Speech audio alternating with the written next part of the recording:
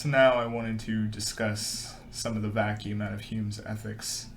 And if we were going to summarize real quick, his psychology of belief is really built out of a pragmatic basis of certain things being worth believing in, that certain things are worth striving to because they simply work in coordinates to nature, and his ethic towards a nature of belief.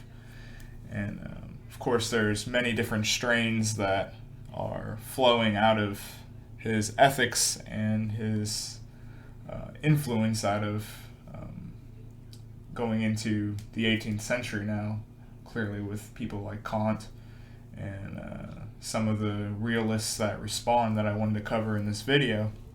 And of course you have the rejection of the representational theory that there's direct awareness of objects instead of this buffer zone of ideas and abstractions. Of course you have someone like Berkeley who says that that's all there is. But nonetheless, the realists here are trying to argue that there's a direct awareness of objects, and really rejecting that there's this dualism difference between the mind and the effects of the body and its perceptions. Obviously there's a place for ideas, they wouldn't argue against that, but the be-all end-all of Berkeley idealism, they're trying to pump the brakes on, as it were. And so you can also see a different strain of thought with the rejection of atomized ideas that come through with association, as someone like Hume would say, the structured view of a conditioned set of properties. Instead of having a kind of holistic picture, you can kind of see that there's different thinkers that are trying to reject this kind of notion that there's these atomized properties instead of a kind of cohesive, structured picture. This kind of goes towards rejecting nominal thought and the kind of concepts that people talked about when it comes to qualitatives and substance and space and time and other examples like it. Obviously that's the Lockean theory of ideas, that we can have an abstraction of those sort of concepts instead of the nominal ways of thinking that Berkeley and Hume were doing. And then obviously there's the Kantian answer that'll be coming up, of course, and that is to reject empiricism wholesale, that the supposition that we can only have factual knowledge from experience. Of course, Kant's going to say that we have principles and categories that are innate to us in the a priori, as it were. And so now I wanted to really shift towards realism, though, and some of the Scotsmen such as Thomas Reid to come out in response to Hume, who rejected appearances and these sort of nominal and phenomenological positions of ideas sort of just appearing, of course, through nature. But then comes the response out of the realist school, as opposed to referring to simply natural law, going back towards divine innateness, as it were, or to put it in that kind of direct approach, I suppose. But instead, they're going to offer a presentational view as opposed to the representation of objects. There's a direct awareness of these physical objects. It's a sort of monism that looks to get away from the dualism of idealism and the phenomenal answer to appearances.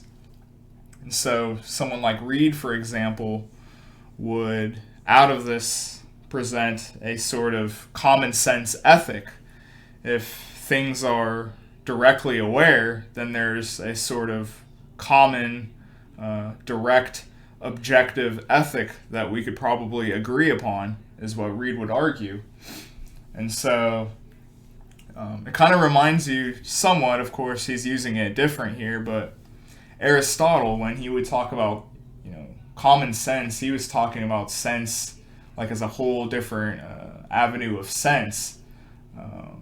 Maybe here you could argue that it's more of a kind of moral sense as another, like, sixth sense, as opposed to simply metaphor. But yeah, Aristotle's idea that you could have, the sense, there was a sense that could synthesize all the other senses together, and you can make a common sense out of it. These kind of analytic assumptions, as the realists would point out, these are supposed to be common ideas or common themes within all of man. These beliefs don't just come out of nature. We don't just think them up in a sort of abstract way. They're not artificially just these constructs of the mind. They're really out there, and they're really there to be acted upon, is what the realist school is trying to get at. This sort of notion that our sort of inclinations, or proclivity, is, I think he would put it, proclivity towards that sort of innateness of judgment, really. We know what's morally good, and we know what is agreeable and disagreeable for the most part.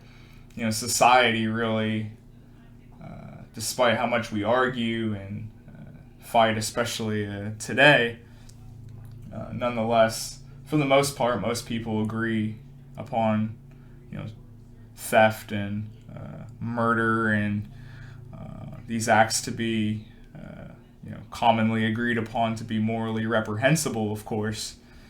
And so obviously the realists are trying to get away from that sort of representational, simply just abstract thinking, and trying to bring philosophy, as opposed to, you could argue that Reid here is seeing this sort of specialization of the discipline, that it's getting away from the real, as it were, and getting more towards these abstract representationals, these sort of theoreticals that get away from the entry-level man and how he could live his life, this sort of philosophy of life that you can kind of really see that he's trying to get at in his reactions here.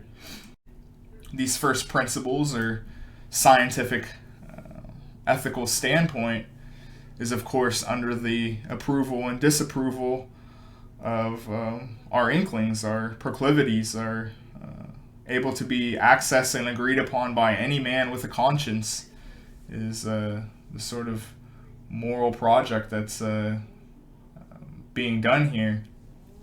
And it's kind of interesting maybe to make a side note here about how philosophy does have the tendency to get away from what is these fundamental metaphysical questions, and has gone the route of this sort of specialization where you have to presuppose several different theoretical abstractions or systems before you can do philosophy or think in a certain way.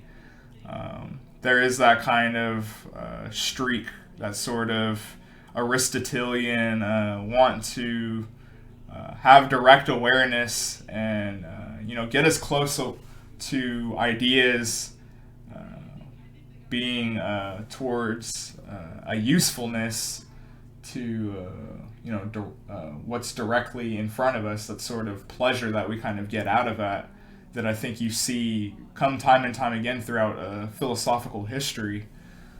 Certainly sort of Aristotelian realism that you see prop up again throughout thought. And of course, in this project, what you're really trying to get at is trying to insert, the freedom of choice again, instead of getting away from these deterministic, mechanistic sort of concepts. One of the interesting arguments that could be made, of course, is that that God, of course, has instilled upon foreknowledge of his creation, this sort of deterministic attitude is still nonetheless held up by agents, in this case human beings. And so simply because there's foretold knowledge of the creation by the creator doesn't necessarily mean that agents can't screw it up, to put it bluntly. And so of course, the realist ethics kind of have that sort of instantiation of first principles. If we can point towards what's morally good, we can kind of feel it through pleasure or pain, and that kind of distinction, of course, of the senses, then we should act on these proclivities instead of getting caught up in these abstract ideas, these sort of affirming of the natural desire and the passions. Of course, these are distilled at at different avenues for these thinkers here, and so it really does go to a kind of approval and disapproval that innately comes to us from nature, that the realists tried to argue out of Hume. And of course, people like Kant were paying attention to this, and you can see it in his ethics and writings on reason as we move on here. So I do think this is kind of our last video brushing up here before we do start Kant with the next video. Hope you guys have been enjoying, and I'll see you guys for the next one. Thanks for watching. Please subscribe, by the way, if you guys haven't, but thanks.